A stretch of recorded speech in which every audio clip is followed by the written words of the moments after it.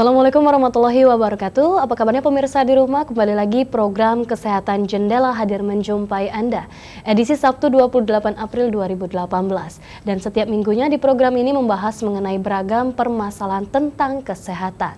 Dan pemirsa, pendarahan biasanya sering kita dengan jika seorang perempuan ini melahirkan atau mengandung. Untuk mengetahui penyebab pendarahan itu bisa terjadi atau tidaknya ini, kita akan membahasnya bersama Dr. Trisno Kusartoyo SPOG dari Rumah Sakit Hermina Palembang dan membahas tentang pendarahan rahim abnormal atau ini PUA. Benar atau tidak, Dok? Nanti kita akan bertanya sama dokter. Langsung saja kita berkenalan bersama dokternya. Halo, selamat malam, dokter. Selamat malam. Alhamdulillah baik. Sehat ya, Dok ya? Sehat selalu. Kelihatan, Dok. Iya. Baik, dokter, malam hari ini kita membahas tentang pendarahan rahim abnormal ya, Dok ya. Ini takut salah, Dok, tadi PUA itu benar ya, Dok ya? Betul. Karena bahasa kedokteran ini agak sedikit ya susah-susah karena hanya dokter yang mengetahuinya ya, Dok ya. Baik, dokter, kalau untuk mengetahui yang dimaksud dengan pendarahan abnormal ini sendiri itu apa, Dok? Ya. Baik, terima kasih Mbak Disti. Jadi mengapa topik hari ini adalah tentang perdarahan uterus abnormal atau perdarahan pada ring yang sifatnya abnormal atau di luar kebiasaan. Karena ini penting sekali. Yang pertama karena kita mendekati masa puasa. Yang kedua, angka kejadian atau kasus-kasus untuk terjadinya perdarahan di luar siklus haid ini banyak pada kita ketemu di keseharian. Nah, ini kita harus bedakan antara antara perdarahan yang terjadi pada saat kehamilan dengan perdarahan yang terjadi pada saat orang itu tidak sedang hamil. Nah, yang kita akan bahas hari ini adalah tentang perdarahan uterus abnormal. Kalau dalam bahasa Inggris disebut IUB atau abnormal uterine bleeding atau perdarahan yang terjadi akibat beberapa permasalahan, baik itu permasalahan dari secara anatomi ada kelainan ataukah ada gangguan lain di luar anatominya. Jadi kalau akan kita bicarakan tentang hal ini karena ini sangat menarik. Ya. Oke, terima kasih. Baik, kalau untuk lebih mengetahui lagi ini, Dok, tadi kan ada yang terjadi di luar siklus ini ya, Dok ya. Ini pendarahan ada yang saat hamil ataupun yang tidak saat hamil ini ya, Dok ya. Kalau lebih untuk mengetahui lagi ini, Dok, pendarahan abnormal itu seperti apa ini, Dok? Oke. Jadi yang penting kita ketahui adalah apakah wanita itu hamil atau tidak. Kalau wanita itu hamil, adanya suatu perdarahan itu suatu permasalahan dalam suatu kehamilan. Nah, yang kita akan bahas kali ini adalah tentang perdarahan yang terjadi di luar kehamilan. Jadi, apa itu perdarahan uterus abnormal? Yaitu terjadi perdarahan baik dari jumlah, siklus, maupun lamanya. Itu berpengaruh. Jadi, kalau orang normalnya menstruasi itu antara di literatur dikatakan 1 sampai 8 hari itu masih dalam batas normal. Ada yang lebih dari 8 hari, ada yang cuma 1 hari. Ada yang berupa flek-flek saja. Ada yang bisa sampai beberapa kali mengganti pakaian dalam bahkan sampai tidak tembus sampai banyak sekali sehingga menimbulkan anemia, pucat, lesu dan sebagainya. Makanya kita penting sekali kita harus mencari penyebabnya apa, ya. Karena kasus-kasus seperti ini tidak akan terungkap biasanya kalau ibu-ibu itu nggak terus terang apa permasalahan di dalam hidupnya. Nah, ini bisa terjadi pada wanita nona, bisa terjadi pada wanita yang sudah menikah, maupun wanita-wanita yang mendekati atau sudah masuk masa menopause. Makanya perdarahan uterus abnormal agak sedikit luas jangkauannya. Jadi kalau orang awam bilangnya mulai dari masa ABG sampai nenek-nenek. Nah, jadi panjang. Kalau orang hamil kan ABG sampai usia sekitar 35-40 tahun itu stop. Nah, ini sampai mungkin usia 40 tahun ke atas masih bisa kita bahas tentang perdarahan uterus abnormal tersebut. Oke, berarti masih sangat luas sekali ini ya, Dok ya, kalau untuk pendarahan abnormal ini sendiri. Kalau untuk pendarahan abnormal ini ya, Dok ya, biasanya ini terjadi apakah di rahim ini ya, Dok ya? Ini untuk yang hamil atau yang untuk yang tidak hamil pun ini bisa terjadi juga? Kalau kita berbicara perdarahan uterus abnormal, kita berbicara tidak sedang hamil. Perdarahan bagaimana? Perdarahan itu bisa berasal dari daerah mulut rahim dan daerah rahim. Kan sekarang kasus ini mulai booming nih, ibu-ibu sekarang mulai sangat sadar diri. Apalagi kasus-kasus, maaf ini misalnya tentang Mbak Julia Perez almarhum, mengapa bisa terkena kanker serviks dan sebagainya. Sekarang udah booming sekali, yang namanya infeksi visual asetat untuk screening CA serviks, kemudian pap smear dan seterusnya. Nah, sekarang kita coba juga berpikir jangan melulu mikirin yang cuma serviknya saja. Kita juga berpikir di daerah rahimnya. ternyata di daerah rahimnya itu ada beberapa kemungkinan yang mungkin bisa terjadi. Namun dokternya harus melakukan anamnesis yang tepat, anamnesis yang akurat, kemudian diikuti dengan pemeriksaan fisik yang juga memadai. Pemeriksaan fisik bagaimana? Bisa pemeriksaan fisik dari pemeriksaan menggunakan pencitraan maupun tanpa menggunakan pencitraan. Pencitraan itu maksudnya dengan menggunakan ultrasonografi, dengan menggunakan alat metode yang lainnya. Oke, baik. Dok, kalau untuk ini yang untuk wanita ini ya dok ya, yang masih muda. Iya. Karena kalau mungkin yang sudah yang hamil ini kan pasti beda ini ya. Beda banget. Kalau untuk yang perempuan yang saat ini kan pasti masih rawan dan takut mungkin ya dok ya. Betul. Apalagi pada saat menstruasi mereka pun ini terkadang tidak teratur ini dok. Iya. Nah, apalagi terjadinya pendarahan abnormal ini sendiri. Iya. Untuk mengetahuinya itu lebih tahu lagi itu gimana itu dok caranya. Nah, dok? itulah perlunya peran orang tua. Kadang-kadang orang tua itu nggak menyadarin bahwa si anak ini sudah masuk masa pubertas, masa menars, di mana dia mulai untuk terjadinya menstruasi. Kadang-kadang pada pertama kali atau kedua kali menstruasi kacau. Artinya bisa sangat banyak sekali. Bisa sampai hari ini datang bulan, 3 bulan kemudian baru dapat lagi. Nah, ini harus dikonsultasikan ke tenaga paramedis dan tenaga medis sehingga tidak terjadi salah persepsi.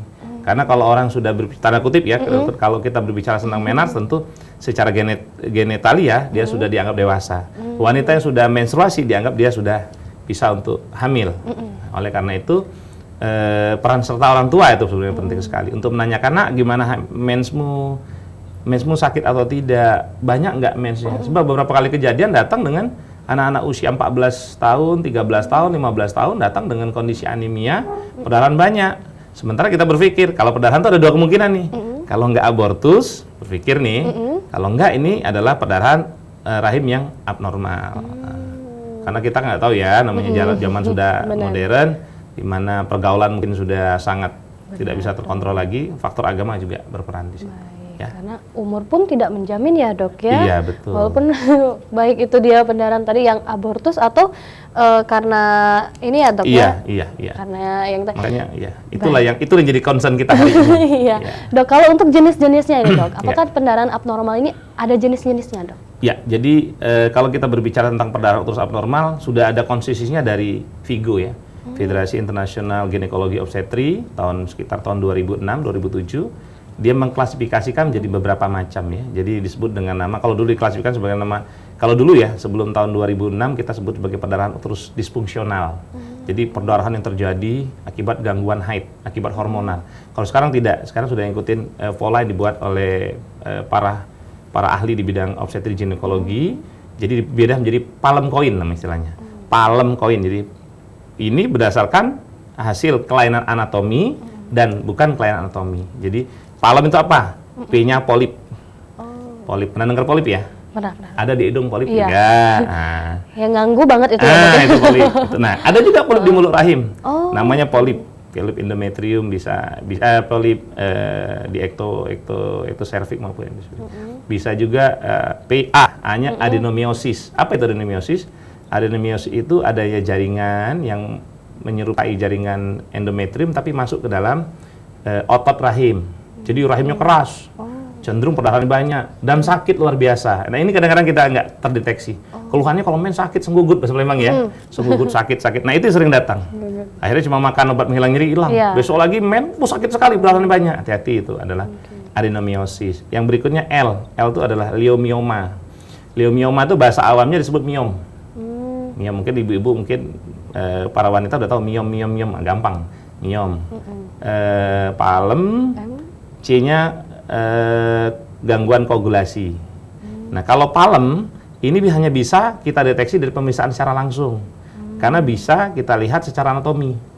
Anatomi itu mohon maaf, kalau ibu-ibu sudah menikah kita melakukan pemeriksaan dalam. Tapi kalau nona nggak boleh kita melakukan pemeriksaan dalam. Iya, bahaya ya, dok ya? Karena itu sifatnya sangat sangat intim sekali untuk wanita yang belum menikah.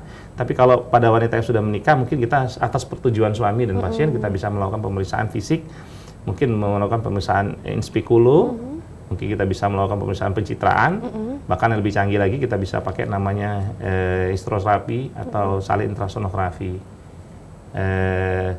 Nah, yang berikutnya, yang 4 berikutnya adalah yang tidak ketahuan secara anatomi. Tetapi kok ada perdarahan, rupanya dia pakai KB. Apakah itu hormonal, susu, suntik, dan seterusnya? Bisa. Atau mungkin ada gangguan hormonal yang lain. Ya. Jadi banyak kalau kita berbicara itu.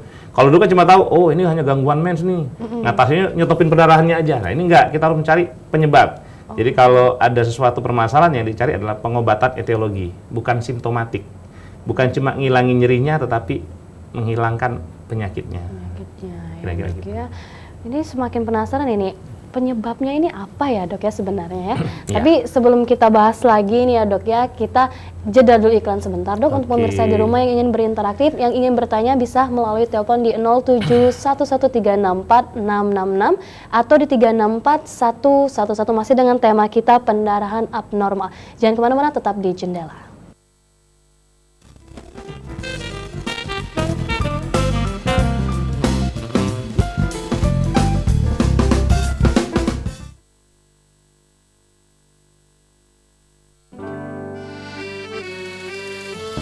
Assalamualaikum warahmatullahi wabarakatuh. Sebagai kota tertua di Indonesia, Palembang memiliki beragam khasanah kebudayaan daerah seperti seni tari, pakaian adat, lagu daerah, kerajinan, serta kulinernya yang khas. Saya Ahmad Najib, DJS Wali Kota Palembang, mengajak kepada seluruh masyarakat, mari kita pelihara dan lestarikan kebudayaan Palembang untuk meningkatkan potensi kepariwisataan dalam menarik minat wisatawan, terutama saat penyelenggaraan Asian Games 2018 di Palembang.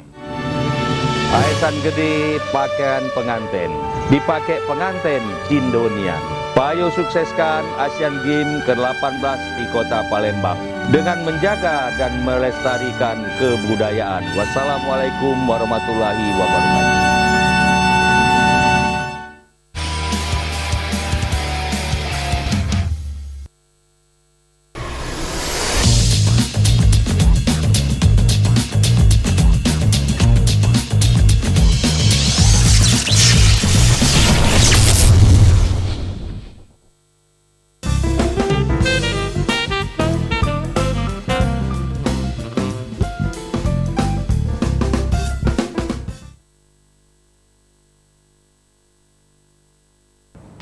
Kembali lagi di Jendela pemirsa, masih bersama Dr. Trisno Kusartoyo SPOG dari Rumah Sakit Hermina Palembang dan masih membahas tentang pendarahan abnormal ya, atau juga pendarahan rahim abnormal ini dok ya. Baik, dan untuk pemirsa di rumah yang ingin berinteraktif bisa di 07113646666 atau di 364111.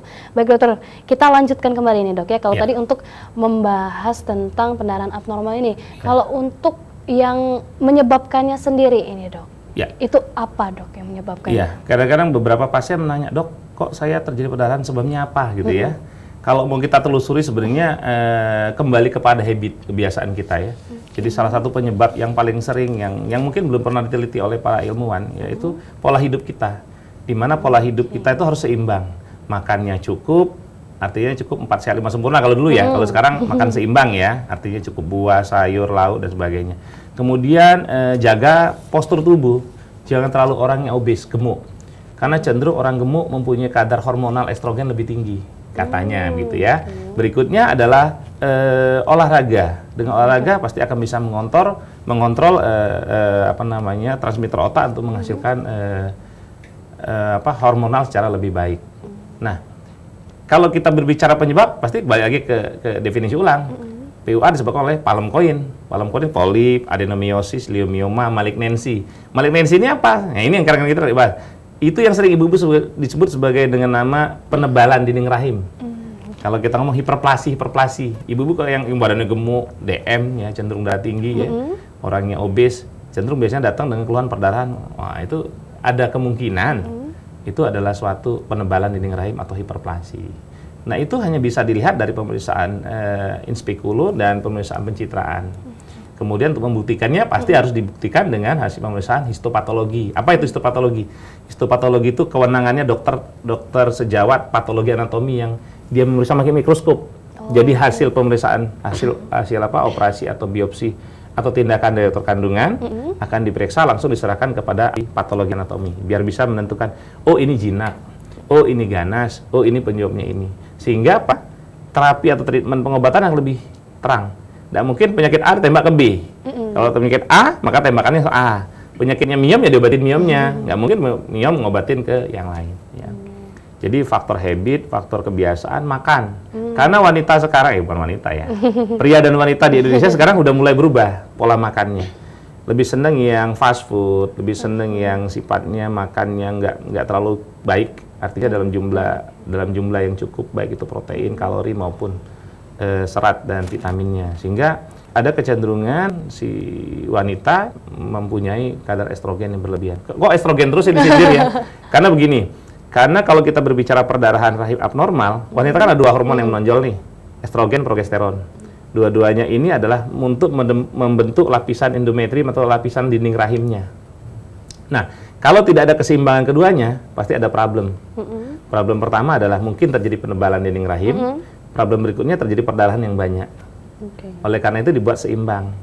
Berbeda dengan wanita hamil. Kalau wanita hamil, estrogennya sangat rendah, progesteronnya tinggi, sehingga dia tidak akan mengalami perdarahan. Makanya kalau wanita hamil ada perdarahan, something wrong, berbahaya. Beda dengan wanita-wanita yang tidak hamil. Jadi kalau berbicara itu ya, yang disalahkan cuma estrogen. Padahal estrogen itu hormon baik. Tanpa estrogen, wanita tidak akan cantik. Nggak ada orang-orang yang cantik tanpa estrogen. Benar juga ini ya. Baik dokter, kalau untuk yang terjadinya penebalan dinding rahim ini ya dok betul. Ya, berarti itu untuk yang belum menikah itu juga terjadi ya dok ya? Bisa ya dok ya? Cuma problemnya adalah kita hanya bisa melakukan pemeriksaan ultrasonografi. Kalau belum menikah kita nggak boleh melakukan pemeriksaan dalam. Jadi itu harus bagaimana dok?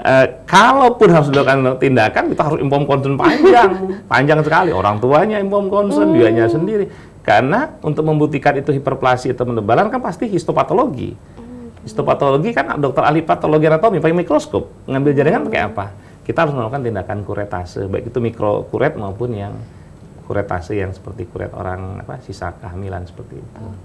Jadi sebetulnya simpel sebetulnya, asal mau berkonsultasi dengan para medis atau dokter. Kemudian yang kedua berkonsultasi, ngomong secara jujur, terus terang, oh saya ada begini, termasuk kalau sudah menikah atau belum menikah, terus bagaimana, apakah ada kontak habis berhubungan suami istri berdarah atau enggak, karena berbeda lagi nanti penyakitnya. Dengan anamnesis yang tepat akan mengarahkan ke diagnosa yang tepat. Mungkin ditambah dengan pemeriksaan penunjang, misalnya ultrasonografi ya, karena dokter kandungan itu identik dengan USG ya. Tapi sebenarnya bukan cuma USG, dokter kandungan juga harus terampil menggunakan alat-alat diagnosa bantu ya, dengan menggunakan sekarang paling gampang tes IVA, pap smear, inspekulo ya, pemeriksaan penunjang yang lain. Jadi nggak melulu dikit-dikit USG, dikit-dikit nggak salah juga nanti ya. Karena USG kan alat penunjang, yang paling akurat adalah panca indera dokternya untuk menilai diagnostik ya. Baik dokter, itu kan terjadinya di rahim ini ya dok. Betul ya. Kalau misalnya ini mungkin karena sakit yang berlanjut yang lebih sakit lagi nih mungkin dok, secara berterusan, apakah itu akan diambil tindakan untuk operasi? Nah kalau berbicara tentang penanganannya, treatmentnya, tentu kita harus menentukan dulu jenisnya apa. Kembali ke palem koin tadi. Kalau polip, tentu penanganan paling baik adalah tindakan pembersihan ya, kuretase, dilatase yang paling baik ya. Kemudian kalau adenomiosis, bisa kita terapi dengan non medicinalis dan bedah ya, benesialis dengan bedah. Bisa menggunakan obat-obatan, bisa menggunakan bedah. Tergantung dokternya, seni dokternya bagaimana. Dan tergantung kepada inform consent dan inform choice dengan pasien. Karena dokter tidak akan memberikan terapi sesuai dengan kehendak dokter saja, tetapi tentu akan memberikan terapi sesuai dengan inform consent dan inform choice. Jadi dokter itu mempunyai diferensial diagnosis panjang nih, A, B, C, D-nya. Bu, terapinya apa? A, B, C, D. Ibu mau pilih yang mana? Yang terbaik ini dan ini, dan nanti dipilih. Nah, jadi dengan komunikasi yang baik, maka akan menghasilkan sesuatu yang lebih baik.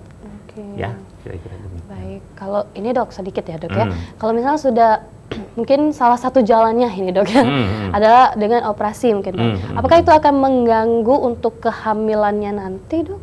Nah, ya terima kasih.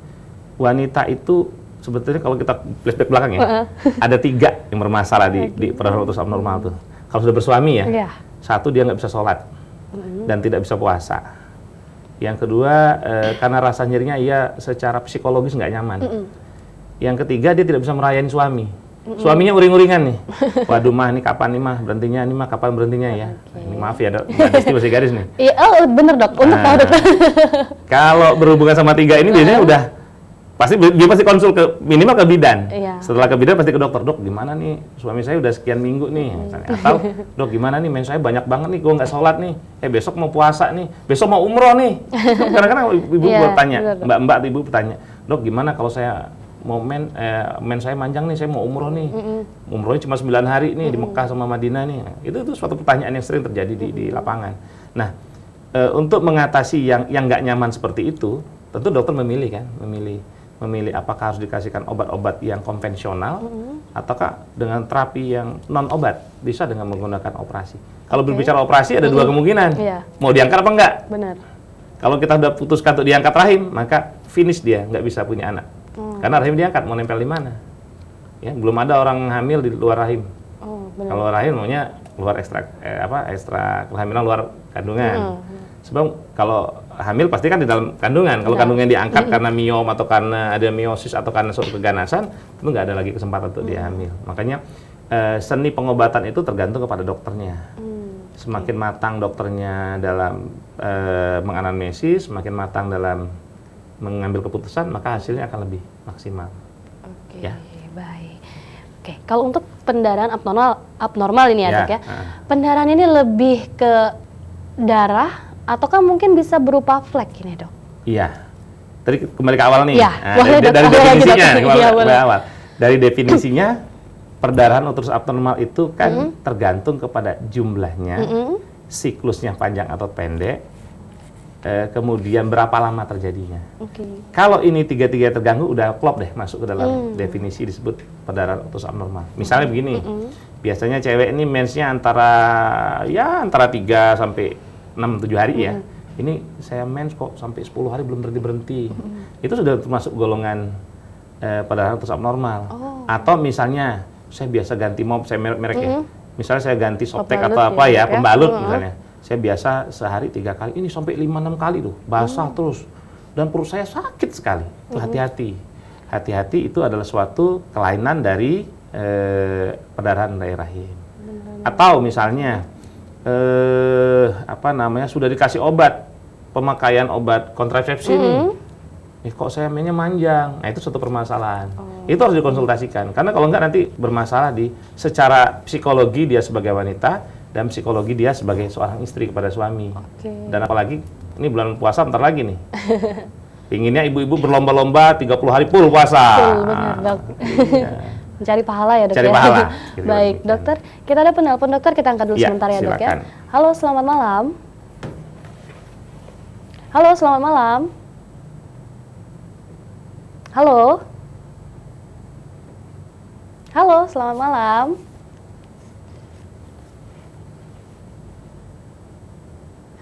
Oke. Mungkin bisa diulangi lagi, nanti ini ada Ibu Vika tadi. Mungkin di belakang Ibu Vika atau Ibu Vika lagi bisa mengulangi lagi untuk telepon di 0711366666 atau di 364111. Baik dokter, sambil menunggu ada penelpon lagi ini ya dok ya. Kalau untuk kembali lagi ke usia dok, mungkin nanti ada yang awal-awal tadi belum mendengar berapa sih usia berapa saja nih yang terkena pendarahan abnormal ini. Oke. Kalau kita berbicara usia, rata-rata kita kalau menstruasi itu antara umur 12 tahun ke atas sudah menstruasi. Itu yang disebut dengan nama menarche ya. Sampai dia berhenti haid, namanya menopause. Usia menopause itu rata-rata antara umur 44 sampai dengan 48 tahun. Walaupun ada 50 tahun masih dapat menstruasi. Jadi tergantung kepada gizi si wanita tersebut dan juga tergantung kepada jumlah sel telur atau folikel sel telur. Karena kita kalau berbicara menstruasi, tentu kita berbicara dengan siklus haidnya yang berhubungan dengan pelepasan sel telur. Apakah itu dibuahin atau tidak dibuahin itu masalah perkara belakang.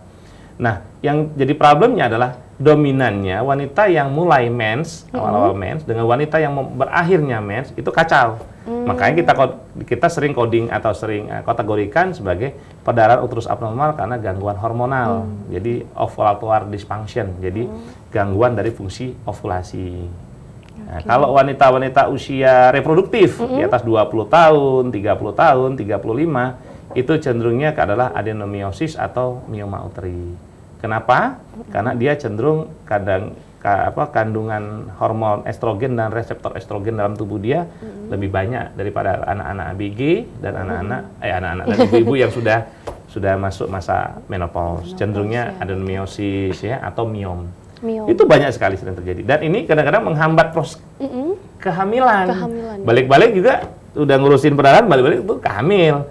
Kalau miom ada, adenomiosis ada polip, kadang-kadang wanita itu menjadi sulit hamil, apalagi kalau mennya kacau. Wow, itu lebih bahaya lagi ya. Jadi susah kita menentukan kapan bisa hamilnya, apalagi susah punya anak. Oke, dokter, kita ada penelpon, dokter. Kita angkat dulu. Halo, selamat malam. Halo, selamat malam. Halo, selamat malam dengan Ibu Sinta. Halo. Ini mungkin gangguan jaringan ya, mungkin. Halo. Halo, selamat malam. Oke, mungkin jaringan ini, Dok. Ya. Karena sudah 2 kali ini, mungkin bisa diulangi lagi untuk tadi ada Ibu Vika dan juga Ibu Sinta, ini bisa diulangi lagi. Kalau dari namanya ABG semua nih. Biasanya berhubungan sama siklus biasanya ini. Boleh, bisa jadi ya, ya, karena Dok, nama mencenderungkan kayaknya ini iya. usia sekitar 20 atau 15 sampai 35 tahun. Mungkin ini yang sering menstruasinya terlalu lama ya, Dok ya. Kira-kira begitu. Baik, mungkin bisa diulangi lagi nanti ya, Dok ya. Ini ya. mungkin penasaran Betul. ini untuk Ibu Sinta dan juga Ibu Vika, ini Vika, bisa diulangi lagi di 07113646666 atau 364111. Baik, dokter, kita jeda dulu ini iklan sebentar ya, Dok. Nanti kita akan membahas lagi masih dengan tema kita pendarahan abnormal, dan jangan kemana-mana, tetap di Jendela.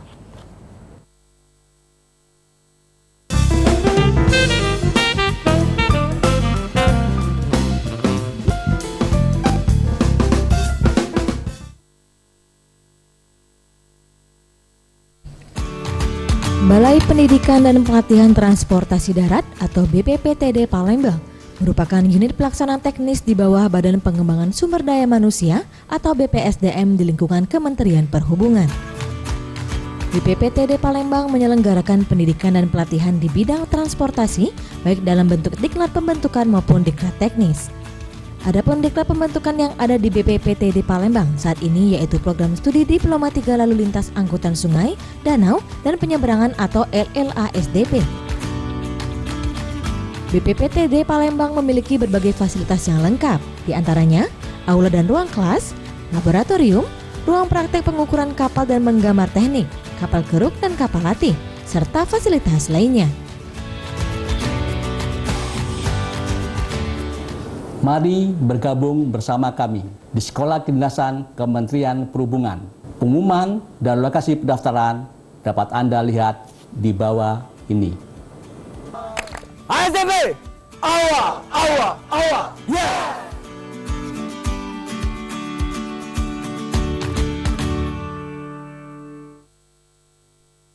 Bagi kalian pecinta Korea, di sini kalian bisa mendapatkan informasi terupdate seputar dunia hiburan Korea, mulai dari film, musik, top hits, dan info artis favorit kamu, semua ada di sini. Hanya di Korea Weekly, setiap Sabtu jam 8:30 malam. Kejahatan menyebar dengan dalih, kebenaran, ketidakadilan, keserakahan. Untuk menyingkirkan kegelapan ini, jiwa yang hebat akan dilahirkan kembali.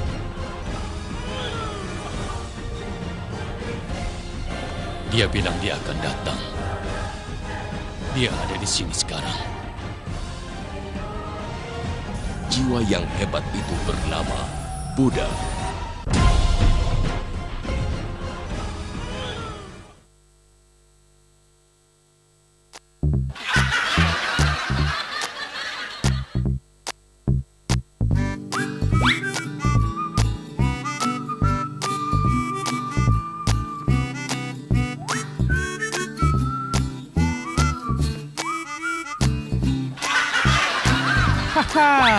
Saksikan aksi konyol mereka dalam Bujang Kelakar setiap Senin pukul 19.30.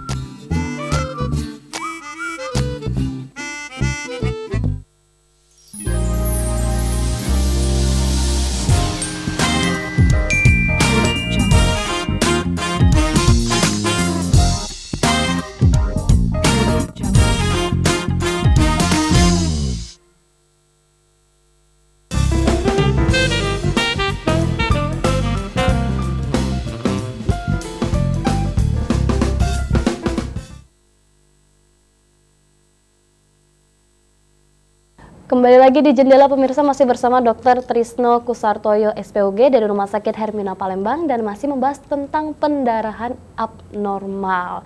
Dan untuk pemirsa di rumah yang ingin berinteraksi bisa di 07113646666 atau di 3641111. Tadi ada Ibu Sinta dan juga Ibu Vika ini, Dok. Ya. Tapi mungkin karena gangguan jaringan ya, Dok ya, mungkin bisa untuk menelpon ulang lagi. Baik, Dokter, tadi kita sudah cukup banyak ini, Dok ya, bahas dari usia ini ya, Dok ya, penyebabnya sendiri. Nah, kembali lagi untuk pengobatan ini, Dok. Iya, iya. Kalau untuk pengobatan sendiri itu bagaimana ini, Dok? Iya.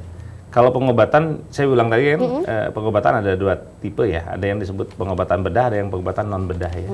Yang paling simpel pengobatan non bedah adalah satu, atur berat badan, di mana wanita yang mempunyai postur berat badan yang berlebih, indeks massa tubuh yang berlebih, cenderung kadar reseptornya lebih tinggi. Sehingga kalau kadar reseptor lebih tinggi, apa itu reseptor ya? Reseptor itu ya tempat penempelan dari hormon estrogen ya. Jadi kan cewek kan tadi sudah sepakat ya, ada namanya hormon estrogen sama hormon progesteron. Kalau hormon yang cantik itu hormon estrogen. Cuma kalau kelewat cantik, kelewat banyak, jadi bermasalah biasanya. Akhirnya kalau kelewat banyak hormon yang cantik tadi, menyebabkan perdebalan pada dinding rahim, menyebabkan benjolan, timbul miom, juga menyebabkan timbulnya adenomiosis. Nah, itulah yang sering terjadi gangguan perdarahan pada wanita. Bagaimana caranya? Turunkan berat badan. Pasien pertama kali kalau dokter lihat, waduh ini bentuknya udah kayak dokter nih, agak bulat ya. Jadi indeks massa tubuh dan kita periksa biasanya tinggi badan nggak sesuai dengan berat badan. Yang paling simpel, paling gampang kita ukur tinggi badan dikurang 100 atau kurang 110 ya.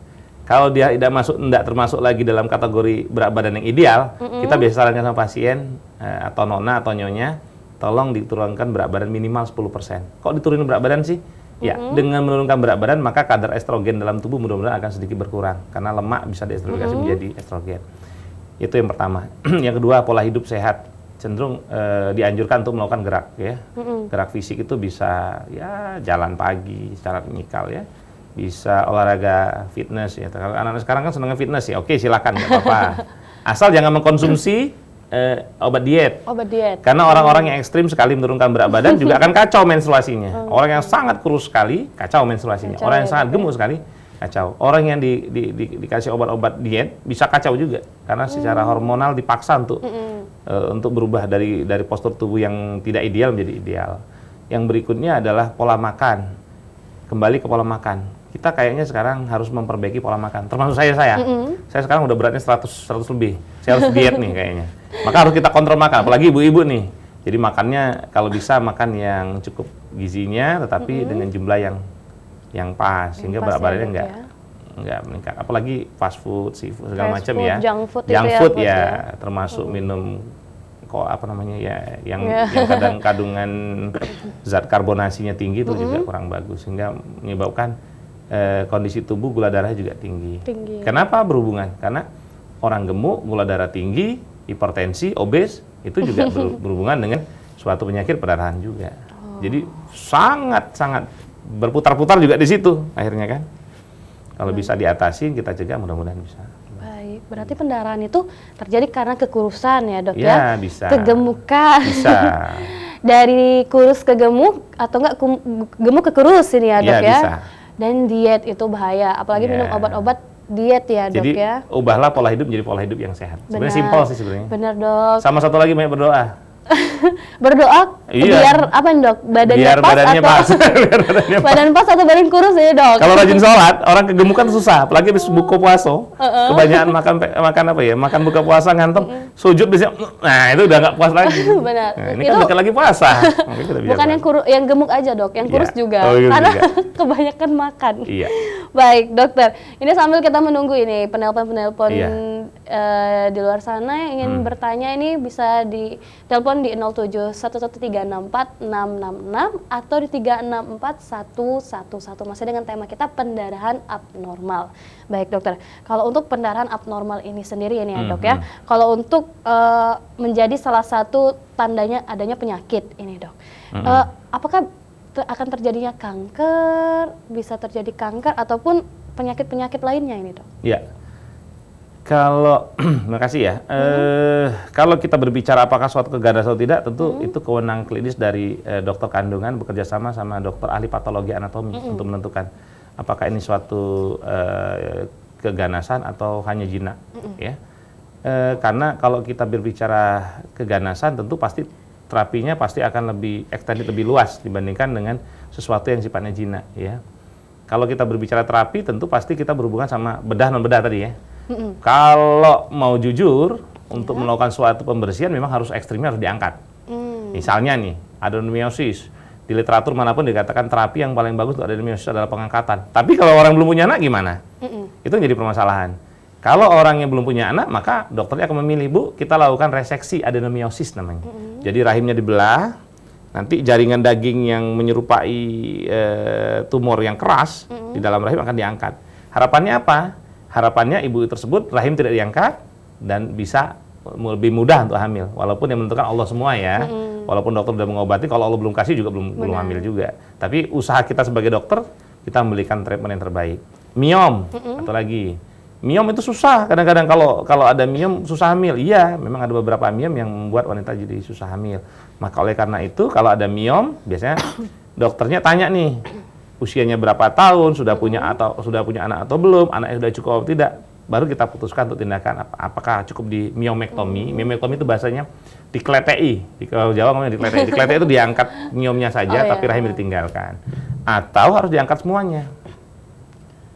Nah, atau penyebab lain, misalnya hiperplasi. Kita juga nggak bisa memutuskan, Bu, ini penebalan yang rahim ini pasti kanker. Enggak, harus kita minta bantuan sama sejawat kita, dokter patologi anatomi. Walaupun dari hasil kita melakukan tindakan kuretasi, kita bisa menyadari, oh ini kayaknya suspek kalau satu keganasan. Oh ini hanya jinak, Bu. Ya, hasil PA menentukan mau diangkat rahimnya atau tidak, tergantung pada satu paritas usia anak cukup atau tidak, sudah menikah atau belum. Nggak mungkin kita mengangkat rahim pada wanita yang belum menikah, kecuali sudah umur mungkin sudah di atas 50 tahun. Nggak mungkin anak ABG rahim diangkat. Gitu kira-kira. Benar sekali ini, Dok. Baik, dokter. Kalau untuk yang harus dilakukan ini, Dok, oleh keluarga ataupun pasangan sendiri ini, Dok ya, apabila terjadinya pendarahan atau yang terjadinya di keluarga kita ini, Dok, menderita pendarahan abnormal ini, apa yang harus dilakukan, Dok? Nah, kita harus tahu dulu apakah ini pendarahan yang sifatnya akut atau tidak. Apa itu definisi akut? Definisi akut itu suatu pendarahan yang banyak, jumlahnya banyak, durasinya sehingga menyebabkan gangguan keseimbangan tubuh. Artinya tensinya bisa drop, anemia berat, pusing luar biasa. Nah, kalau ketemu yang kasus seperti itu, kita harus treatment lebih cepat. Jadi kalau ada keluarga, kita harus mengkonsen Bapak, Ibu, keluarga yang lain bahwa ini perlu penanganan cepat. Kalau darahnya anemia, mungkin harus balas transfusi ya. Kalau di literatur buku dikatakan antara 7,5 sampai 8 gram persen, kurang dari situ kita boleh transfusi darah. Kemudian dikasihkan terapi yang adekuat, terapi yang sesuai dengan jenisnya. Kemudian sebagai keluarga kita harus tentu lebih sayang kepada keluarga kita. Kita harus lebih memberikan empati. Jangan sampai sudah dapat masalah perdarahan gitu, udah mulai meninggalkan. Apalagi sudah mulai pelakor-pelakor nih. Perebut suami orang nih, gara-gara dia main terus nih. Kayaknya nggak puas deh sama ini. Cari istri tambahan lagi nih katanya. Nah itu nggak boleh. Artinya harus empati kepada istri, harus diobatin. Karena Allah kasih penyakit pasti Allah akan kasih obat. Benar. Itu sudah sunatan, sudah aturan mainnya begitu. Jadi kita nggak bisa. Tapi sebagai dokter kita harus ngomong. Bukan cuma sama pasiennya, sama keluarganya. Oke, baik. Jadi secara holistik kita harus ngomong. apa yang dibutuhkan untuk keluarganya. Baik, dokter. Ini ada penelpon dokter, kita angkat dulu ya, Dok ya. Halo, selamat malam. Halo, selamat. Iya, halo. Halo, selamat Iya. malam, Mbak. Dengan Ibu Sinta, silakan Ibu. Iya, mau tanya sama dokternya nih. Halo, Dok. Iya, Bu Sinta. Begini, Dok, apa kadar abnormal itu sama nggak ya kalau misalnya haidnya tuh siklusnya lebih cepat? Iya. Misalnya kan mundur Maju. maju Ya, maju ya, gitu. maju. Maju, kemudian tapi durasinya itu tetap sama. Tetap Ya, ya. hanya 7 hari, tapi dia terus maju gitu. Itu abnormal atau gimana ya? Iya. Ya, makasih, Dok. Baik. Oke, terima kasih Mbak Sinta. Kita langsung jawab ya. Boleh dokter, silakan dokter. Mbak Sinta ini mempunyai siklus yang maju. Jadi kalau kita berpatokan kepada siklus haid yang normal, siklus haid normal itu antara 21 sampai 35 hari Mbak Sinta. Kemudian waktu durasinya antara 2 sampai 8 hari dengan jumlah darah sekitar 30 sampai dengan 80 cc. Kalau kita berbicara maju, kita harus cari dulu penyebab. Jangan-jangan Mbak Sinta ini misalnya nih, Mbak Sinta atau siapapun mungkin mempunyai habit makan sesuatu, misalnya makan apakah menggunakan pil, apakah menggunakan obat-obat tertentu. Misalnya nih, bukan suuzon nih, orang-orang yang mau umroh, orang yang mau haji, kadang-kadang kita kasih obat untuk penunda haid, itu menjadi kacau menstruasinya. Efeknya akhirnya jadi kacau. Kemudian penggunaan suntik 3 bulan bisa menjadi kacau. Tapi kalau misalnya terjadinya lebih dari 3 bulan, ada baiknya kita harus konsultasikan kepada dokternya atau pada bidan yang terdekat. Kita harus ketahui penyebabnya apa. Kira-kira begitu, Mbak. Baik. Terima kasih tadi Ibu Sinta, itu di Pasar Gubah ini dok. Iya, ya. iya. Baik, ini ada di belakang Ibu Sinta ini ada Ibu Kurniasari ini. Iya. Kita angkat dulu dok ya. Halo, Boleh. selamat malam. Selamat malam. Ya, Ibu Kurnia silakan Ibu. Assalamualaikum, dokter. Waalaikumsalam, Bu Kurnia. Ini saya sudah 11 tahun menikah. 11 tahun kenapa, Bu? 11. Iya. Belum punya keturunan, dok. Iya, oke. Tahun berapa saya pernah operasi kista Iya. dan sampai sekarang belum saya cek lagi. Itu kista bisa tumbuh lagi apa gimana, dok? Oke. Cuma itu, Bu Kurnia? Iya. Oke, terima kasih. Saya jawab ya langsung ya? Oke, karena waktunya kayaknya udah mau dekat jam 8 nih. Untuk Bu Kurnia, kalau kita berbicara infertilitas, sebenarnya kita harus cari tahu dulu penyebabnya apa. Penyebabnya apa? Artinya begini, kalau memang Mbak Kurnia pernah melakukan operasi kista yang sering dilakukan tindakan operasi dan terjadi infertilitas itu biasanya adalah kista coklat kalau bahasa orang awam. Kalau bahasa medisnya disebut kista endometriosis. Dia itu adalah linkage atau terikat sama hormon estrogen. Apa yang terjadi? Yaitu terjadi perlengketan biasanya. Selain dia nempelnya di indung telur, bisa nempel ke tuba itu apa? Saluran telur ya. Bisa juga nempel ke usus, bisa juga nempel ke rahim, sehingga terjadi perlengketan. Jadi mestinya saluran tuba atau saluran telur yang ada lubangnya, mungkin sebesar ukuran pena atau besar dikit, dia akan menyempit. Nah, idealnya untuk dilakukan operasi kemarin, idealnya dilakukan namanya tindakan, kalau belum punya anak nih ya, dilakukan tindakan namanya kistektomi. Jadi kistektomi itu bahasa Jawanya cuma dikletei. Dikletei itu apa? Diangkat cuma kistanya doang. Jadi indung telur tetap dipertahankan. Sembari kita lakukan tindakan kistektomi, biasanya dokter akan melakukan pemeriksaan namanya kromatubasi. Jadi dari bawah, dari saluran mulut rahim, ibu akan dipasang selang, didorong menggunakan cairan kontras. Apakah warnanya biru atau apa? Nanti kelihatan. Kalau kedua tuba atau kedua saluran tubanya masih baik, masih ada harapan untuk hamil. Namun begitu, dicari juga rahimnya ada masalah nggak? Apakah ada polip nggak? Apakah ada miom nggak? Apakah ada adenomiosis nggak? Karena kalau kista endometriosis atau kista coklat, biasanya adik-beradik sama yang dua tadi. Adik-beradik sama miom, adik-beradik sama adenomiosis. Dan keluhannya pun hampir sama, yaitu keluhannya gangguan haid dan gangguan nyeri haid. Makanya kalau orang Palembang sebutnya senggugut. Oh, sakit sekali, bisa-bisa nggak tidur. Saking sakitnya, akhirnya makan apa aja untuk ngilangin sakit, saking sakitnya. Iya. Senggugut, ngeri senggugut ya. Ini bahasa orang awam nih, senggugut. Pokoknya kalau orang awam tahu. Senggugut nggak, Bu? Tahu senggugut. Nah, berarti ngerti. Luar biasa. Saya sampai batuk, Dok. Iya. Sambil dengerin Dia gugutnya. kalau ngomong sama orang awam tuh harus pakai bahasa orang awam gitu. Bener, Kalau kita Dok. Bu, nanti disminore deh. Disminore apa gitu, nggak ketemu nanti jawabannya. Ya, Baik, kira-kira baik. gitu.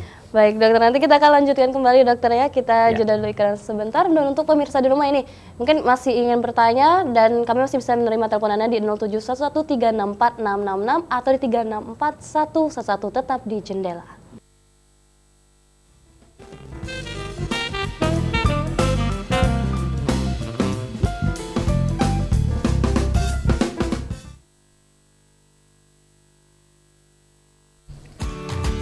Balai Pendidikan dan Pelatihan Transportasi Darat atau BPPTD Palembang merupakan unit pelaksana teknis di bawah Badan Pengembangan Sumber Daya Manusia atau BPSDM di lingkungan Kementerian Perhubungan.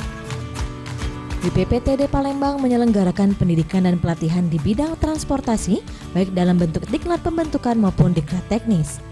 Adapun diklat pembentukan yang ada di BPPTD Palembang saat ini yaitu Program Studi Diploma 3 Lalu Lintas Angkutan Sungai, Danau, dan Penyeberangan atau LLASDP. BPPTD Palembang memiliki berbagai fasilitas yang lengkap, di antaranya aula dan ruang kelas, laboratorium, ruang praktek pengukuran kapal dan menggambar teknik, kapal keruk dan kapal latih, serta fasilitas lainnya. Mari bergabung bersama kami di Sekolah Kedinasan Kementerian Perhubungan. Pengumuman dan lokasi pendaftaran dapat Anda lihat di bawah ini. ASDP, awa, awa, awa, yes!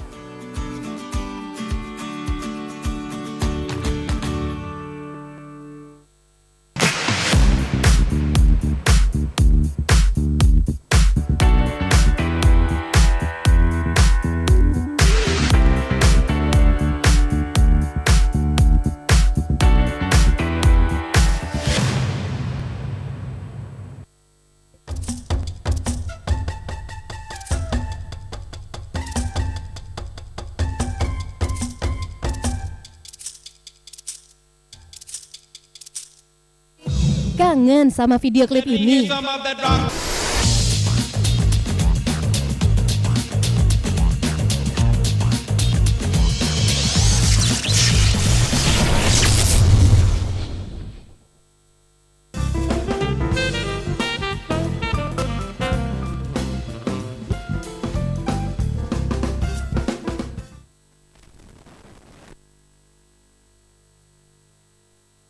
Baik, masih di Jendela pemirsa, masih bersama Dr. Trisno Kusartoyo, SPOG dari Rumah Sakit Hermina Palembang, dan masih membahas tentang pendarahan abnormal.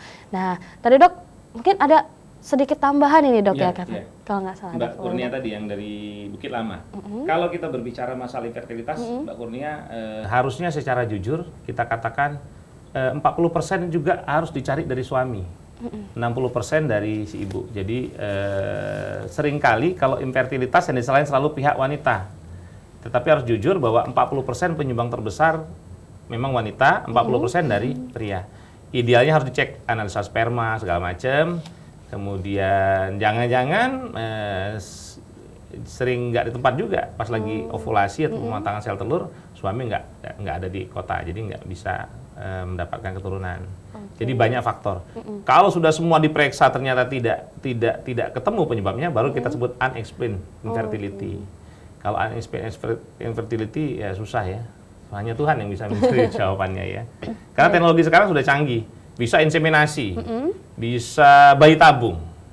Teknologi terbaru bayi tabung ya, bisa dilakukan di Palembang sudah mulai agak mulai dirintis nih ke arah bayi tabung. Kalau selama ini kan taunya kita kan cuma di Jakarta sama Surabaya. Ini udah kita di Singapura gagal, di Surabaya berhasil. Nah, ternyata Indonesia juga dokternya oke-oke. Tinggal bagaimana kita pendekatan kepada suami, kepada para medis, dokter, bagaimana kita harus menentukan mencari penyebabnya. Itu aja sebetulnya sih. Oke, baik. Sama banyak berdoa. Tuhan semua yang kasih.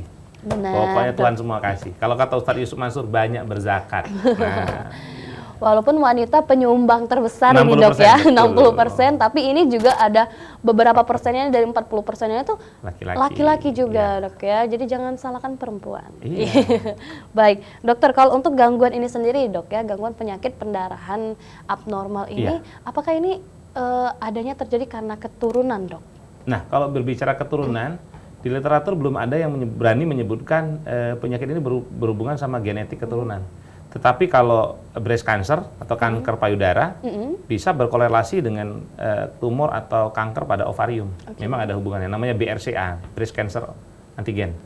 Bisa berhubungan dengan keduanya. Tapi kalau adenomyosis, liom, polip, penebalan endometrium, gangguan koagulasi, ovulatory dysfunction, itu tidak ada korelasi secara langsung kepada orang tua. Jadi penyakit ini tidak diturunkan kepada orang tua. Tapi cenderung kepada diri kita sendiri, habit, kebiasaan dengan pola hidup. Biasanya tergantung itu sih. Habit, kebiasaan, Ya, dan pola hidup. Ya sama. Sama, Dok, ya. Iya, betul. Jadi kalau kita biasa makan yang kurang sehat, pasti hasilnya ya itu tadi. Banyak makan micin gitu orangnya. Oke. Kembali lagi ke makanan ya, Dok, ya. Rajin olahraga pastinya. Olahraga yang ya, pasti. Dok, ya. Iya. Ini kembali lagi, kalau yang kekurusan ini bisa bahaya juga ya, Dok, ya? Iya, kalau orang kurus menstruasinya jadi kacau karena Benar. cenderung estrogennya juga kacau. Bisa sampai 3 bulan sekali, 4 bulan sekali dia mens. Dan ada suatu kecenderungan juga yang kita nggak sering terlacak, yaitu adanya PCOS, Polycystic Ovarian Syndrome, atau sindroma sel telur di mana tidak ada yang matang. Dia keluhannya bukan men yang banyak, justru mennya jarang. Bisa 3 bulan sekali men, 4 bulan sekali men. Kemudian ada gejala-gejala seperti androgenisme meningkat. Berkumis ya, kayak Mbak Isdahlia, kayak penyanyi, berkumis, bulu kakinya agak sedikit panjang, wanita cenderung berminyak. Itu hati-hati. Berminyak. Susah punya anak kadang-kadang, kasihan juga. Oh, tapi kalaupun yang ciri-ciri yang gemuk. dokter sebutkan tadi, Dok, Iya. walaupun dia berbulu Belum tentu. kaki nggak apa-apa ya, Dok, Iya. ya? Ini saya agak takut, Dok, karena saya berbulu. harus dicek hormonal. Yang ideal harus cek hormonal. Oke, Yang baik. kedua harus perbaiki jumlah durasi atau siklus haidnya. Kalau siklusnya hanya baik, insya Allah akan terjadi ovulasi secara teratur. Itu kuncinya. Wanita yang mempunyai siklus yang teratur biasanya akan mempunyai siklus yang teratur. Akhirnya lebih mudah untuk terjadinya suatu kehamilan kalau sudah bersuami ya. Jangan tidak bersuami dulu baru hamil. Batuk lagi nih, Dok, dengernya. Baik, Dokter, mungkin untuk pesan-pesan ini, Dok, untuk perempuan di rumah atau yang lagi ada di luar yang pastinya nonton Jendela ini ya, Dok, ya. Ini pesan-pesan untuk agar mengurangi ini pastinya faktor dari pendarahan abnormal ini sendiri. Itu silakan, Dok. Oke. Sebetulnya yang paling idealnya adalah wanita harus sadari. Kalau dulu sadari identiknya sama tumor payudara ya. Sekarang kita harus menyadari diri kita. Apakah kita itu mempunyai pola hidup yang sehat, kemudian apakah kita mempunyai pola makan yang baik, berat badan yang cukup, kemudian apakah kita sudah mempunyai planning untuk ke depan. Karena kalau kita berbicara perdarahan utus abnormal atau perdarahan yang di luar siklus haid, itu akan berhubungan dengan infertilitas. Karena orang menikah biasanya berharap saya harus punya keturunan, harus punya anak. Sementara wanita yang tidak mempunyai siklus yang baik biasanya akan kesulitan untuk terjadinya ovulasi. Apa itu ovulasi? Ovulasi itu lepasnya sel telur. Yang berikutnya adalah kita sudah mendekati masa lebaran, mendekati masa puasa nih. Kalau kita mempunyai siklus yang kacau, ibu-ibu ini paling resah dan gelisah kalau mennya itu manjang nggak mau puasa. Karena paling sulit orang berpuasa di luar jadwal puasa. Di saat orang makan semua, dia nggak makan, kan sedih. Jadi idealnya kalau ada kasus, ada permasalahan, Mbok ya silakan langsung bertemu atau konsultasi secara intens kepada bidan, kepada dokter spesialis, supaya kalau ada permasalahan bisa langsung diatasi. Jadi nggak berlarut-larut. Dan kalau ada permasalahan yang lebih berat, ya harus kita treatment, kita terapi. Mumpung masih ada waktu untuk pengobatan, dan Allah akan memberikan obat yang baik untuk makhluknya. Tidak ada Allah memberikan cobaan kalau cobaan makhluk itu tidak bisa ditanggung oleh dia sendiri. Benar Yakin sekali. aja itu. Benar, baik, Dok. Walaupun dia misalnya belum terjadinya pendarahan, nggak apa-apa dia untuk konsultasi ya, Dok? Boleh, Ya? silakan. Wanita kalau sudah masuk masa menars, boleh konsultasi ke dokter. Dokter manapun boleh, silakan. Ya. Baik. Karena tugas dokter itu memberikan solusi. Kayak pegadaian ya, memberikan solusi. Benar-benar, Dok, Kira-kira benar. gitu. Baik, Dokter, terima kasih banyak, Dokter, sudah memberikan seputar informasinya mengenai kesehatan malam hari ini ya, Dokter ya. Terima kasih banyak, Dokter. Baik pemirsa, demikian dialog kesehatan di program Jendela pada malam hari ini. Banyak sekali informasi mengenai kesehatan yang bisa pemirsa dapatkan karena kami menghadirkan pakar dan ahlinya. Saksikan terus Jendela hanya di Sriwijaya TV. Saya Destina Rizky pamit. Wassalamualaikum warahmatullahi wabarakatuh. Waalaikumsalam.